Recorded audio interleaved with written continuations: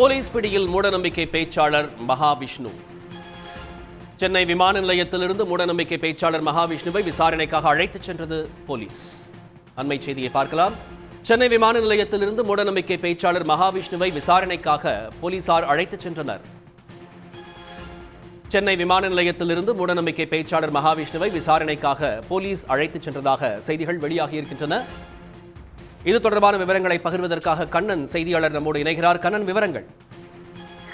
மூட நம்பிக்கை பேச்சாளர் மகாவிஷ்ணுவை காவல்துறையினர் விசாரணைக்காக சென்னை விமான நிலையத்திலிருந்து அழைத்துச் சென்றுள்ளனர்.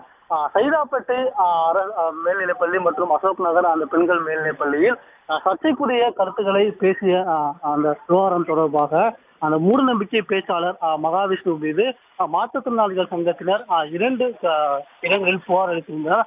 அதன்படி சைதாப்பேட்டை மற்றும் திருவொற்றியூர் அங்க 2 காவல் நிலையங்களில் தங்களுக்கு புகார் அளித்தனர். தமிழ்நாடு அரசு சார்பில் பேசிய அமைச்சர் அன்பில் மகேஷ் பொய்யாமொழியும் அவர் மீது கடுமையான நடவடிக்கை எடுக்கப்படும் என்று தெரிவித்திருந்தார்.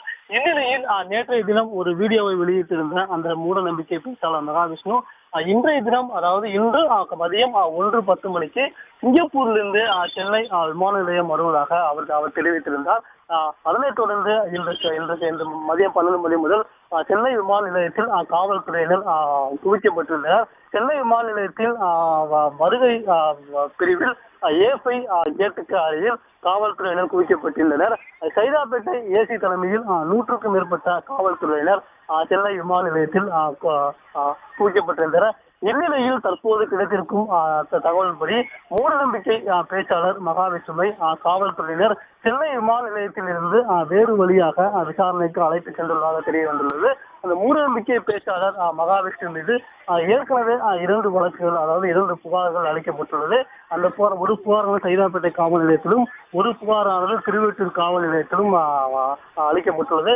அந்த புகார்கள் தொடர்பாக விசாரணை நடத்துவதற்காக அவர்களை அந்த ஒரு காவல்துறையினர் அழைத்து சென்றதாக தகவல் வெளியாகி உள்ளது. மிகவும் குறிப்பாக கூற வேண்டும் என்றால், அவர் மீதும் அந்த வழக்குகள் தொடர்பாக அவரிடம் விசாரணை ஏற்கனவே இங்கே சைதாப்பேட்டை இந்த விமான நிலையத்துக்கு வந்து இறங்கியவுடன் ஒரு குறிப்பிட்ட காவல்துறையினர் அந்த இமிகிரேஷன் பிரிவுக்கு சென்று அவரை அப்படியே காவல் நிலையத்திற்கு அழைத்து சென்றுள்ளதாக தகவல் வெளியாகி உள்ளது. எந்த காவல் நிலையத்துக்கு அழைத்து சென்றுள்ளார் என்பது தொடர்பான அதிகாரப்பூர்வ தகவல் எதுவும் தெரியவில்லை. ஆனால் காவல்துறை விசாரணைக்காக விமான நிலையத்திலிருந்து அவர் அழைத்து சென்றுள்ளதாக தற்போது தகவலானது வெளியாகி உள்ளது.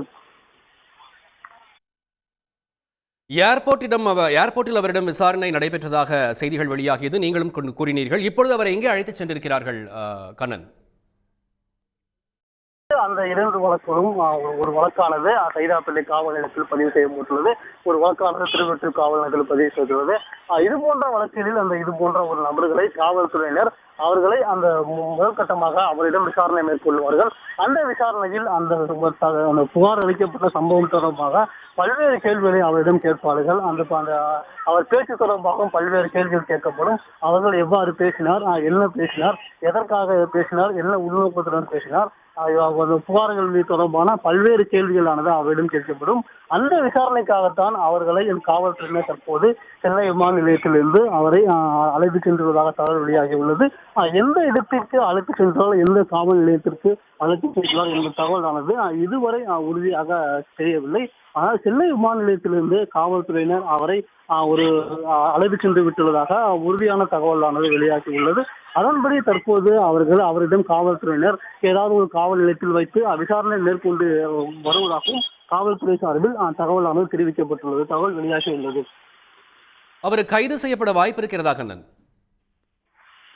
இந்த வழக்கை பொறுத்தவரையில் முதல் கட்டமாக நேற்றைய தினம் 2 புகார்கள் அளிக்கப்பட்டுள்ளது.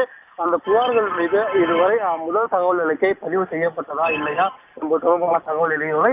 இது போன்ற புகார்களை பொறுத்தவரையில் முதல் கட்டமாக அந்த புகாருக்கு உள்ளான நபரிடம் விசாரணை தான் மேற்கொள்வார்கள். அந்த விசாரணை தான் தற்போது மேற்கொள்ளப்பட்டு வருகிறது. அந்த விசாரணையில் அவர் பதிலளிக்கும் விதம், அவர் என்ன மாதிரி பதிலை அளிக்கிறார், அந்த பதில் காவல்துறைக்கு திருப்தி உள்ளதா, தொடர்பாக அந்த பதிலளிக்கப்படும். மேலும் அவரிடம் தொடர்ந்து விசாரணை நடத்தப்படும். அந்த விசாரணை முடிவில் காவல்துறையினர் அவரை கைது செய்ய வேண்டுமா என்பதை காவல்துறையினர் முடிவு செய்வார்கள். எனவே தற்போதுதான் விசாரணையானது தொடங்கி நடைபெற்று வரும் நிலையில் அவர் தற்போது வரை கைது செய்வார்கள் இல்லை என்பது தகவல் தெரியவில்லை. தற்போது காவல்துறையினர் அவரை விசாரணை மட்டுமே மேற்கொண்டு வருகின்றனர். விசாரணை முடிந்த பிறகு கைது நடவடிக்கை எடுக்கப்படுமா எடுக்க வேண்டாமா, எதனால் கைது நடவடிக்கை எடுக்கப்படும் என்பது தொடர்பாக காவல்துறை சார்பில் ஒரு அதிகாரப்பூர்வமாக அறிவிப்பு ஒன்றும் ஒரு செய்தி வெளியீடு ஒன்றும் வெளியிடப்படும் என்றும் எதிர்பார்க்கப்படுகிறது. உடனுக்குடன் செய்திகளை தெரிந்து கொள்ள சன் நியூஸ் பெல் ஐகானை கிளிக் பண்ணுங்க.